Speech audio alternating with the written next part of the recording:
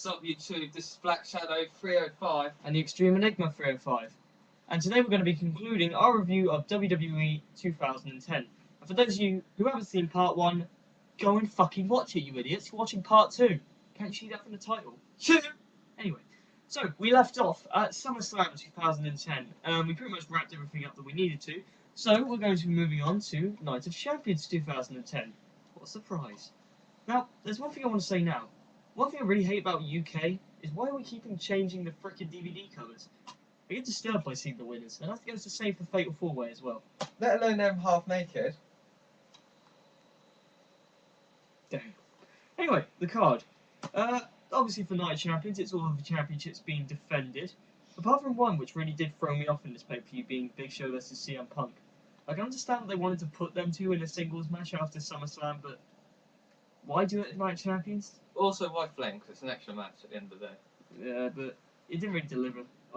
CM Punk cut a promo about his hometown, and the Big Show was pretty much the Big Show, so need we say more? Okay, matches. The two main events were a no-holds-barred match for the World Heavyweight Championship, Kane and The Undertaker, following on from SummerSlam, and wasn't too disappointed with this match, actually. I thought it was pretty good. I mean, we've seen Kane and The Undertaker in the past, granted, but at the end of the day, it's pretty good for a 2010 match, at least. Kane came out on top of The Undertaker, which was, I must say, was quite surprising, because I did expect them to do, like, some weird PG crap where they would make The Undertaker win, but surprisingly they didn't, and I'm glad to see that Kane continued his title reign. Moving on to the six-pack challenge for the WWE Championship, consisting of the champions Sheamus, John Cena, Randy Orton, Edge, Jericho, and Wade Barrett.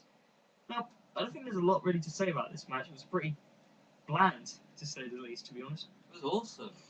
It wasn't as good as what it should have been. I mean, you had some great talent in there, you had all the main eventers, and you even included Wade Barrett in there, which Exactly, is pretty which is why it was awesome. It was awesome growing up, but it just wasn't a great match, in my opinion. It just didn't deliver everything. I mean, and then a few nights after Chris Jericho left, so, you know, what's the point? You could have included someone else in there. But, at the end of the day, Randy Orton did come out on top with the WWE Championship, as depicted by the cover. So I'm not complaining that he got another title reign, but it could have been better to see Wade Barrett or Edge, John Cena, for example, to win it. Even Chris Jericho, but... Scratch the Cena though. Yeah, but either way. Speaking of which, keep going. United States Championship match between Daniel Bryan and The Miz. Predictable matchup, of course, seeing as Daniel Bryan returned. And it was a good way to see their rivalry continue. I don't like that shit. You can't see me! It was a good way to see them two go out like this, and it was a good way for The Miz to end his United States Championship reign. But as I said in the SummerSlam review, why are they making Daniel Bryan a jobber all of a sudden? I mean, is there a point after him winning the United States Championship of everyone bigging up his return? I don't like it. He should lose his championship sooner or later, hopefully to someone like Ted DiBiase or Tyson Kidd. Two wrestlers, might I add. Tyson Kidd's great. Next matchup, Intercontinental Championship, Dolph Ziggler, Kofi Kingston. Like, we never saw that before. Not complaining though, it was a pretty good matchup. Wasn't too excited with the ending, it was just a basic opener. Good opener either way, so you don't say more. Tag Team Turmoil match for the Tag Team Championships, Hart Dynasty, Mark Henry and Evan Bourne. Why? Santino and Kozlov. Why? Andrew McIntyre and Dash Cody Rhodes. Oh yeah, and Usos. I wasn't too disappointed with the events. I'm glad to see that Dash and Cody Rhodes and Drew McIntyre came out with the championships, because I reckon they were a pretty good tag team and they could have held on for a bit longer. But wait until we talk about bragging rights and you'll see what happens. For those of you who haven't already. So I'm glad to see that the Hart Dynasty had a good reign as champions. I mean, yes, they did deserve it.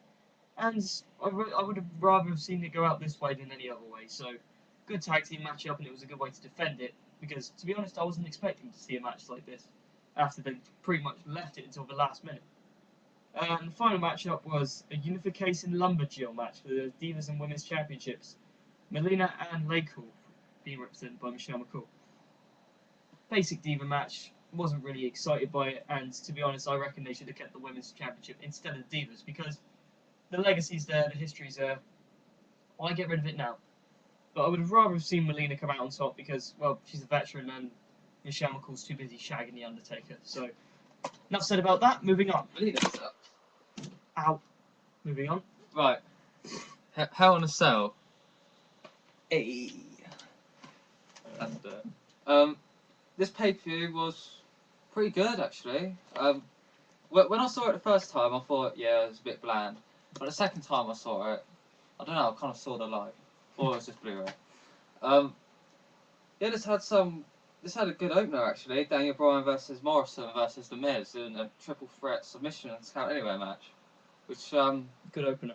it was a good opener. Yeah, featured John Morrison doing some random hardcore shit that was overrated, but yeah. Overrated. Yeah, That made it. That was the match highlight, in my opinion. Yeah, it was a good match. But then there was the best match of the evening, in my opinion, which was Randy Orton versus Sheamus. 1-2 match.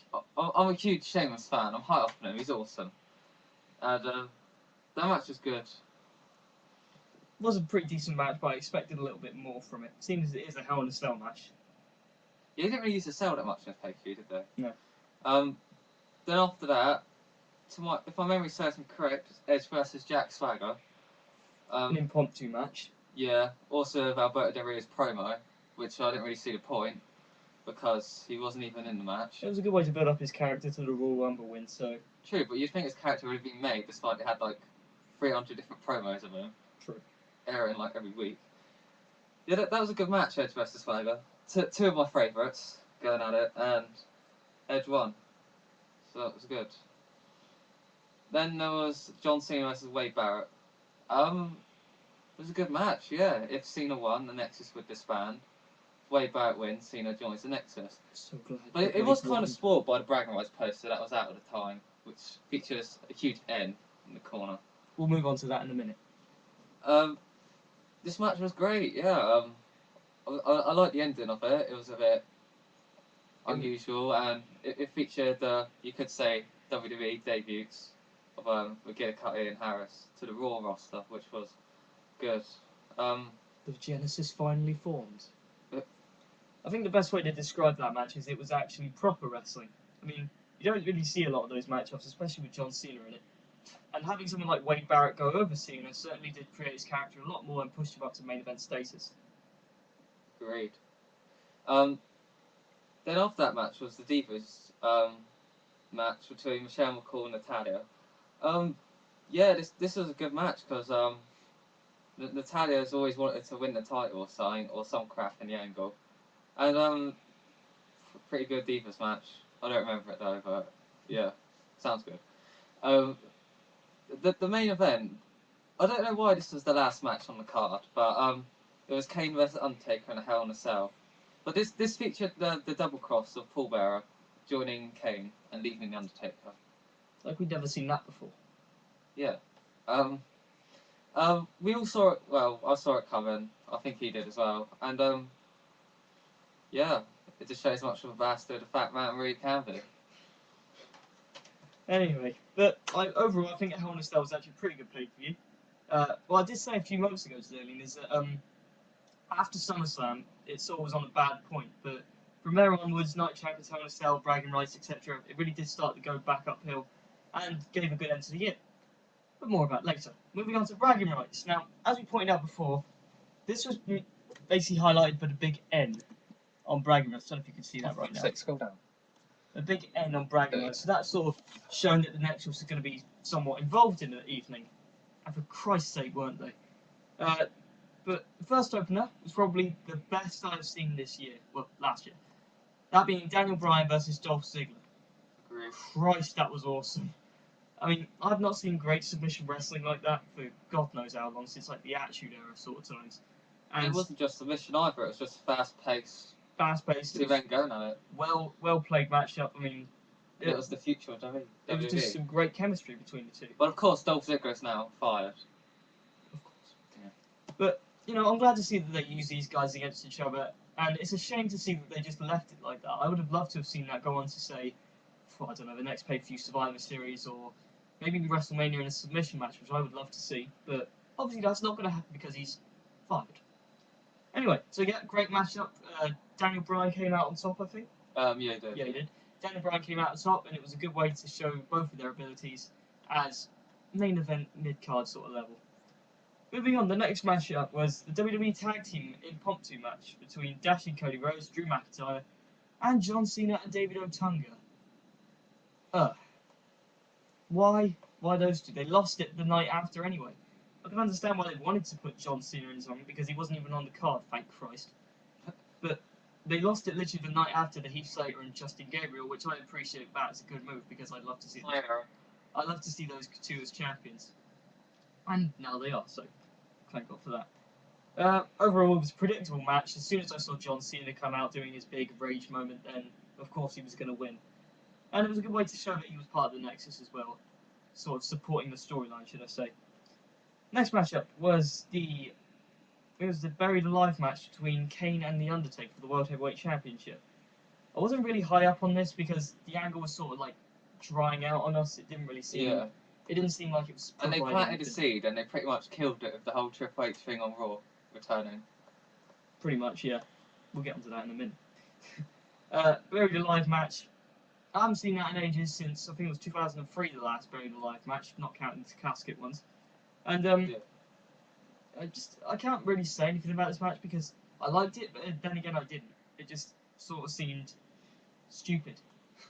It just ended with Wade Barrett and the Nexus running out, just completely ruining the whole ending for it, which, to be honest, it looked like The Undertaker was going to win for a moment. God forbid.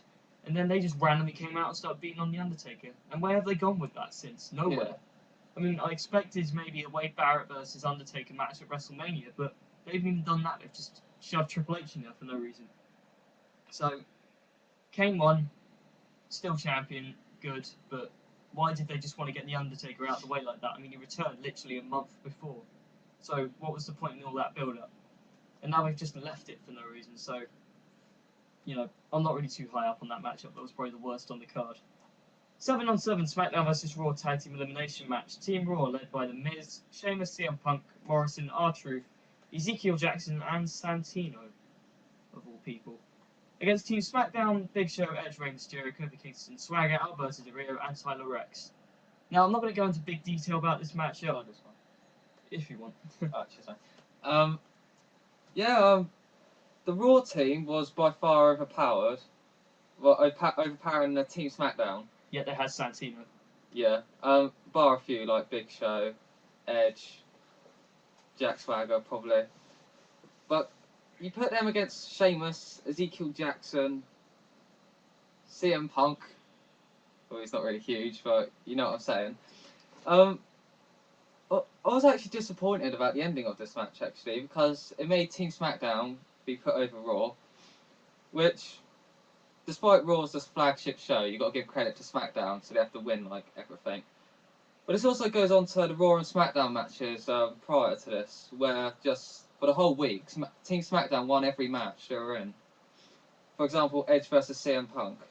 Edge was on SmackDown, he won.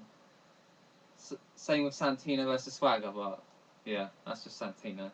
Complete jobber as always. Yeah, but the match itself was pretty good because it was just 7 decent guys going at it. So, Santino. And Santino. And Kofi. And Tyler Rex. This was back when he was made out to be, I don't know, some proper top mid-carder. What happened to him then? Superstars level. Opening on Superstars level. Good luck in your future endeavours. Then after this match was the WWE Championship match between Randy Orton and Wade Barrett with John Cena in his corner. Wow. Now, yeah, this match was okay. It was outweighed by the next month's match, but it was good though nonetheless. Just normal match basically between these guys. You wouldn't expect no more or no less. Just basic. That pretty much sums up the whole pay-per-view though. It was okay. There's nothing great, nothing bad about it, but The match ended with John Cena disqualifying Randy Orton, making Wade Barrett win, which was kind of the loophole out of it. But we'll cover it in Survivor Series in our next video. so thank you for watching. Please tune in to part 3. Yeah, what he said.